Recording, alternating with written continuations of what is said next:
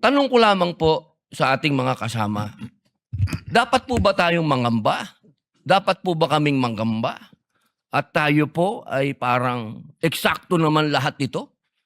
Hindi ba po tayo ay malayang korte? Tayo po ay may karapatan na binibigay ng konstitusyon na magsagawa po ng pagdinig na ito. Nais ko lamang pong idulog sa inyo ang aking nararamdaman, ang isang damdaming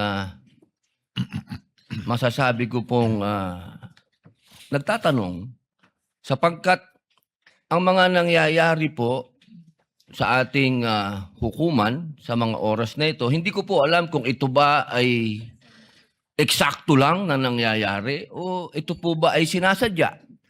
Katulad po ng pagkakakulong ng ating dalawang senator judge na si Senator Jinggoy Estrada at si Senator Rodante Marcoleta.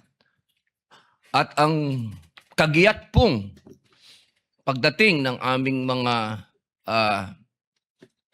masasabing galing sa ombudsman, sa akin, at kay Senator Alan Peter Cayetano. At kahapon, pagkatapos pong ng isang araw na mabanggit ang patungkol sa pagpunta ng ating mahal na NBI Director sa Bangkok, at ito po ay kinwestiyon ni Senator Alan Peter Cayetano, kahapon po ay biglang lumabas ang isang pahayag na iniimbestigahan daw po yung patungkol sa pangyayari noong Southeast Asian Games. Ito po ba ay eksakto lang o ito po ba ay merong dapat tayong pangambahan? Sapagkat alam niyo po, ako din po ay dapat ay pupunta ng Iran. Sapagkat isinagawa po ang pagbibigay-pugay sa namatay na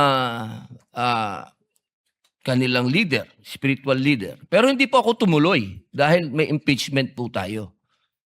Tanong ko lamang po sa ating mga kasama, dapat po ba tayong mangamba? Dapat po ba kaming manggamba?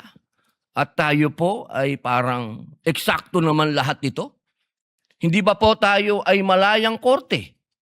Tayo po ay may karapatan na binibigay ng konstitusyon na magsagawa po ng pagdinig na ito.